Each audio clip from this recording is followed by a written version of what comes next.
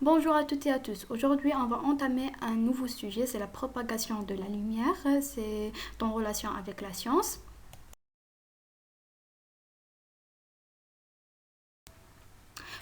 Premièrement, on va savoir ou bien on va connaître la propagation dans le vide. Dans le vide, la lumière se propage toujours de manière rectiligne.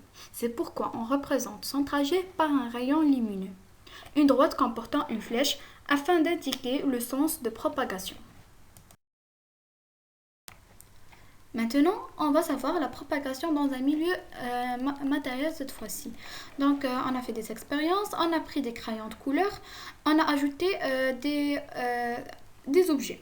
Dans le cadre vert, on a ajouté un objet transparent. Dans le cadre rose, on a ajouté un objet translucide. Et ici, on a ajouté dans le cadre bleu, on a ajouté un objet opaque. Donc, dans le cadre vert, on voit clairement les objets. Mais dans le cadre translucide, on ne voit pas clairement les objets. Ici, dans le cadre bleu ciel, on ne voit pas du tout les objets.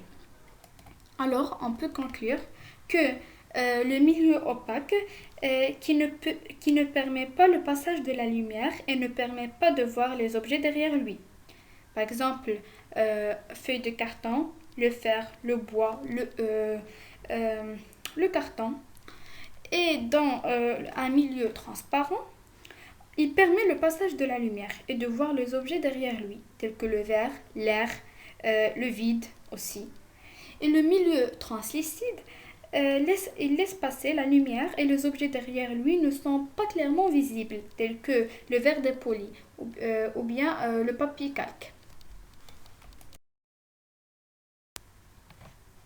Maintenant, on va passer au principe de la propagation de la lumière.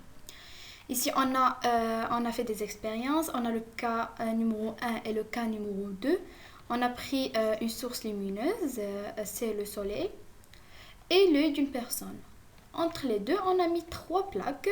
Par exemple, considérant que trou A, trou B, trou C. Dans le cas numéro 1, la lumière n'atteint pas l'œil, mais dans le cas numéro 2, la lumière atteint l'œil de cette personne.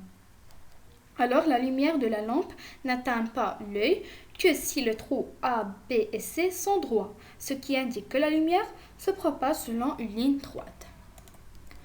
Ici, on a une petite conclusion. Dans un milieu transparent et homogène, donc ce sont deux conditions, il doit être transparent et homogène, la lumière se propage selon une ligne droite. C'est le principe de propagation rectiligne de la lumière.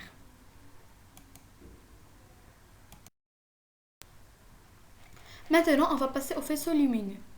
On appelle faisceau lumineux l'ensemble des rayons lumineux. Il peut être parallèle, comme dans l'exemple ici, si les rayons qui le constituent sont parallèles, et convergent si les rayons qui le constituent convergent vers un même point, et divergent si les rayons qui le constituent semblent provenir d'un même point. Vous voyez ici dans les exemples, ici convergent, divergent, parallèle. Maintenant, on va passer à la vitesse de la lumière. Soit les notions suivantes, vous devez savoir toutes ces notions. Premièrement, V c'est la vitesse, T c'est le temps ou bien la durée, et D c'est la distance qui nous donne la relation V est égal T sur T. Deuxièmement, la lumière se propage dans l'air et le vide avec une vitesse. Notez, c'est appelé célérité.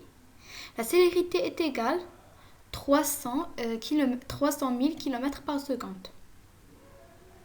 Une année-lumière est égale à la distance parcourue par la lumière dans le vide pendant une année. Son symbole est AL. Une année-lumière est égale 9,46 fois 10 à la puissance 12 km. Vous devez apprendre toutes ces notions pour rédiger les réponses. Maintenant, j'ai préparé un exercice d'application, avec sa correction bien sûr. Mars est loin du Soleil environ 228 millions de kilomètres. Sachant que la vitesse de la lumière dans le vide est célérité est égale 300 000 km par seconde, calculez la durée que la lumière du soleil parvient à Mars en secondes et puis en minutes. Donc, vous pouvez faire pause à la vidéo pour rédiger la réponse. Après, on va passer à la correction. Maintenant, on va passer à la correction. On a C est égal D sur T ou bien V est égal D sur T. Nous, on veut le temps. Le T est égal D sur C.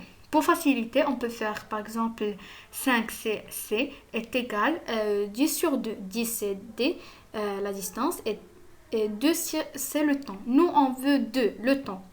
On va faire 2 est égal 10, c'est la distance, sur C, c'est sur 2. 10 sur 5. Qui va nous donner T est égal D sur C. Maintenant, c'est l'application numérique. Est égal 228 millions de kilomètres sur 300 000 km par seconde.